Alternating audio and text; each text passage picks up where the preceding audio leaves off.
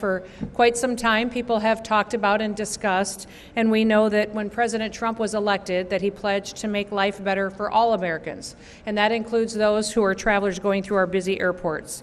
We want to improve this travel experience, but while maintaining safety standards and making sure that we are keeping people safe as they go to take their vacations, travel for work, or spend time with their families. So we took a hard look at how TSA does its business, how it does its screening processes, and what we do to make people safe, but also provide some hospitality as well. Now, this is especially important to streamline the process and look at efficiencies that we can build in as we build up for some big events that are going to be coming here in the next 12 months here in the United States of America. As you all know, right now, we have the club championships going on. A lot of travelers and visitors are coming into the country, but next year we will also have the Olympics that will be in the United States of America. The World Cup matches will be happening, as well as many America 250 events. All of those will bring us record travelers to the United States. Many, many people will be on airlines traveling in and out of our airports, and it's important that we find ways to keep people safe, but also streamline and make the process much more enjoyable for every single person.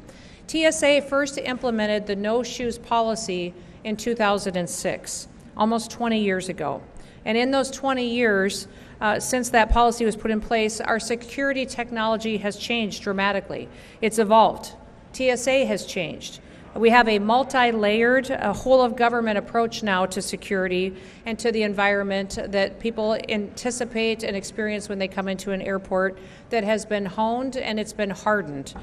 We are very confident that we can continue to provide hospitality to folks and for American travelers and for those visiting our country while maintaining the same standard of security for passengers and for our homeland. The key to our approach is layered security. Passengers will still pass through multiple layers of screening. They'll also go through identity verification, and in fact, TSA has recently experienced some fantastic success with implementing Real ID.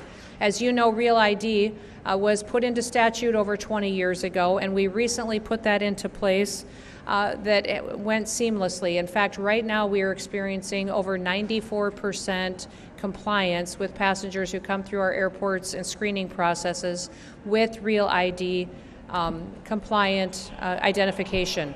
Now, as you know, most of those IDs, if they're driver's licenses, they'll have a star in the right-hand corner.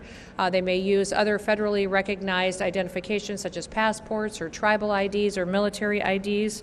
But many people thought that when Real ID was implemented that it would be difficult. It would, some in the mainstream media talked about it being Armageddon, that it wouldn't be able to happen, and it has happened seamlessly because of the hard work of those who work within TSA and because of our security officers who worked very hard to make sure that passengers were compliant, but to do it in a way that facilitated their traveler.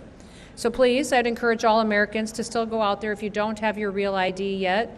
It does help us identify who you are and keep passengers safe. And we would encourage you to go so and to do that. Now, we're just getting started. We've implemented several transformational changes at TSA and our security checkpoints already, just since the Trump administration has come into office.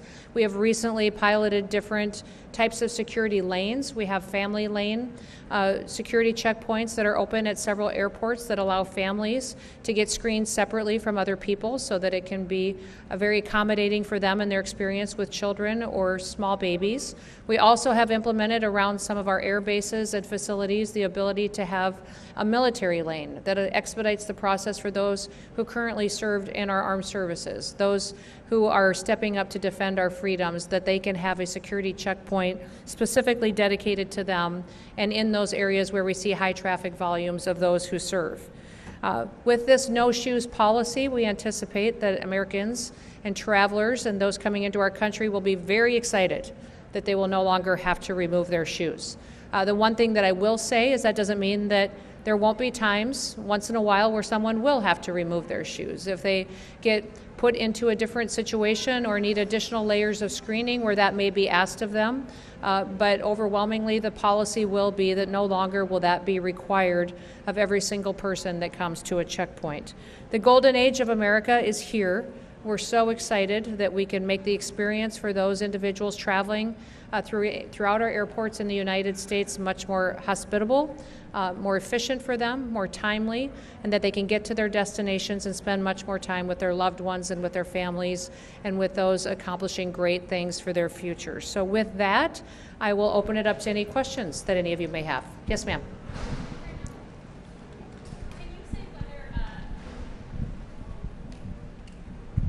Thanks so much, Ellen from Bloomberg. Can you say whether travelers who don't have real IDs will have to take off their shoes? Yeah, that is not going to be specifically required for individuals who don't have real IDs. They still won't have to take off their shoes. If they do get flagged for a different reason or need additional screening, that may be required of them, but they won't be specifically identified as someone who has to remove their shoes. I do want to introduce behind me too as well, we have some fantastic TSO officers behind us, some employees working with TSA, and then also we have Ha and Adam who have been here working in leadership in TSA. I've been so grateful for them in their out-of-the-box thinking at how we implement reforms and make this experience much more available for those individuals who are traveling through our airports. I'll come to you next. Good afternoon, Secretary Nicole Johnson from Reuters. Yes. Question, what recent changes to security equipment or threats data has offered you the assurance to make this change? We've gone back and looked at our security processes, looked at the efficacy of everything that we do, every screening process that we have to see what results it is giving us, what information it is giving us about travelers, and then our technologies, if it's giving us the information we need as far as the screening of individuals, whether it's magnetometers or whether it is processes where they're being identified by a TSO. So all of that has been evaluated to see what is affected, what should stay in place, and what should be removed to streamline the process. Yes. Hello. Roberto Macedonio for NTN 24. Ms. Secretary, I would like to ask you about President of Colombia, Gustavo Petro. He sent a letter to Donald Trump retracting his accusations about the U.S. government was doing a coup d'etat in Colombia. Do you have any opinion? That the president was doing what in Colombia? He was conspiring against the Colombian government to take them off of the power. This is what President Petro said about Marco Rubio. He sent a letter to Donald Trump retracting himself after these accusations. What do you think about that Petro did? Well, I won't speak to that today since we want to focus on American security here at our airports today. But I know that President Trump is working very hard to build relationships with all countries in order to make sure that we are returning their citizens back home that may be in our country illegally committing crimes.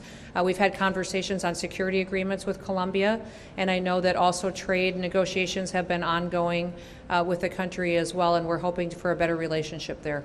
Thank you. Yes. Hi, Madam Secretary. Luke Barr with ABC News. Can you talk a little bit about what the next steps are, what the timeline looks like, when this will be implemented, and then why now? What is the reasoning for this policy to be put in place now? And then I have an off-topic question.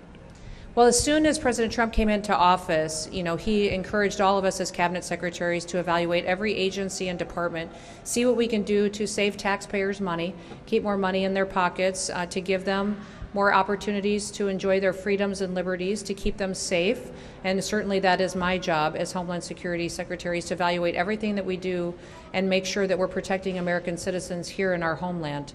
So in working with TSA, we've gone back and evaluated all of our security screening processes and looked at how effective they've been, if they've yielded the results that we want, what kind of technologies can we implement that will keep people safer. I'm excited about the fact that we have the big, beautiful bill that has been signed and put into law. That'll give us resources that we can continue to invest in new technologies. That gave us the opportunity to focus on exit lanes. We can implement technologies there, new screening processes that will help us screen your bags faster, make sure that when we're going through checkout lanes and security lanes that we have the ability to scan individuals. Potentially, if people choose to opt in, use biometrics to identify people quicker so that they have the ability to go through much more in a streamlined fashion. So all of those resources will be plugged into making this a much more efficient, safe, and I would say advanced security system than we've ever had before. But that is, I think, the key to all of government under President Trump's administration is that we evaluate everything that we do and make sure that it is something that is best serving the American people. And that's one of the reasons that you see this policy being implemented today. Yes. Hi, Sarah Plouse with CBS News. Yeah. A little bit of a two-part question for you. Sure. Is this an immediate nationwide rollout starting Yes. today? Yes. And then do you feel like immediately you have every airport nationwide has the capability to stop, a shoe bomb or whatever it might be right now from making it through security? We've gone back and evaluated this process and how we screen individuals and looked at the efficacy of it and making sure that everything that we do matters. And if it is something that is beneficial, that helps us in the screening process, we will continue to do it. So there will be individuals at times that will be asked to remove their shoes. If we think there is additional layers of screening that is necessary, that may still happen to an individual. But we are excited with the fact that we have the technology now, that we have the multi-layers of screening in place that we've built in over the recent several years that give us the ability to allow our travelers to keep their shoes on. Yes. Hi, I'm Pavan from Politico. The Supreme Court ruled this afternoon to allow President Trump to move forward with mass firings of federal workers. Will the TSA move forward with a reduction in force, and what could that look like and when? We'll continue to evaluate the decisions out of the Supreme Court, but as always, we comply with court requirements and federal court decisions. Yes. Hi, Alexandra Scores, CNN. Yes. I'm wondering if this shoe removal policy was that some level of security theater? Why did we do it all these years? Everything that TSA does and requires of travelers has always been necessary, but they have advanced over the years. Since the no shoes policy went into place in 2006, we have made advancements in how we screen individuals. As you've gone and traveled through airports, I'm sure you've recognized it as well. We've added new scanners, new technologies, more TSO officers in some areas. If the Real ID compliance allows us another layer of security, knowing who's going through our checkpoints and who isn't, you'll still see dogs being used to be able to check different bags and individuals as they go through. So all of those processes give us the ability to allow travelers now to keep their shoes on. Yes, follow up. And so knowing that, does this new implementation lessen the value of PreCheck? And will we see decreases in prices maybe? I believe PreCheck will still be something that many travelers will want to utilize because when they have TSA PreCheck, they won't have to take off their belt or their coat or remove things out of their bag such as laptops or compliant liquids. So TSA PreCheck still adds a value to those travelers. What we're implementing here today for every single traveler is just that they get the chance to keep their shoes on, which I think they'll be thrilled about. Yes. Hi, this is Marta Garde from FNU Services. Mr. President said today that you are not going to need so much border funding because no migrants came into the border last month. How much do you think that you can save, and how are you planning to spend those savings? Yes, we are continuing to look at the dollars that were appropriated to the Department of Homeland Security through the Big Beautiful Bill. And the border wall still needs to be finished as far as infrastructure. And also, when the last border wall was built during the first Trump administration, the structure was completed, but the technology around it was not fully implemented. So we still need to deploy a lot of the surveillance, the cameras, and the ability to have the kind of security system in place around the wall to make sure that we truly have a secure border far into the future. So we'll evaluate that, and absolutely the President is encouraging everyone to not just look at the dollars that were appropriated, but how can we save as much as possible that doesn't need to be spent and be accountable to the taxpayers. Other questions? Yes. Each airport has different equipment with varying capabilities. How will you be sure that every airport in the U.S. has the necessary technology it needs? We've evaluated the equipment that every airport has and are fully confident at the no shoes policy that we still have the security needs in place at every single checkpoint. I think you'll be excited to hear, though, that we have the ability now to implement even more technologies. And we will be piloting several different security checkpoints across the nation at different airports that will allow individuals to come in through a security checkpoint and maybe not even have to interact with officers at all, walk through machines, keep their bag with them, not remove laptops. All of those are technologies that we're exploring right now that we could put into place. And I think over the next 6 to 9 months, you will see across the country pilot lanes and security checkpoints that will give us even more advancements and make this security process much more streamlined for the traveler. Yes. With the new technology you're talking about, is there any plan to take a look at the liquid rules or any other rules like that? And I would say that every rule is being evaluated. All of you have traveled, and all of you know that sometimes the checkpoints can be cumbersome and unpredictable based on what the situation is there.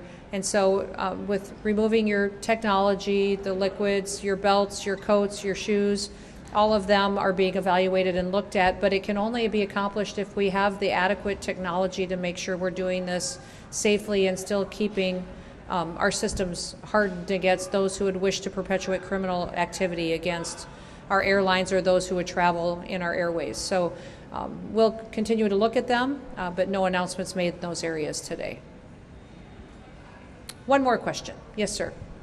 Well, we'll do two because I saw both of you, so we'll do those two. Ethan Beck, Washington Post. Earlier today, a Border Patrol agent in Van Nuys, California, said that 3 individuals had been arrested for attempting to disable vehicles, that they'll face felony charges. I'm sorry, I can't hear you. You want to Sorry. say that again? Yeah, a U.S. Border Patrol agent in Van Nuys, California, said that 3 individuals had been arrested for attempting to disable vehicles, and that they'll face felony charges. Can you confirm which agency actually arrested them and the charges filed? I can't confirm that for you, but I will follow up with you on that. Yes.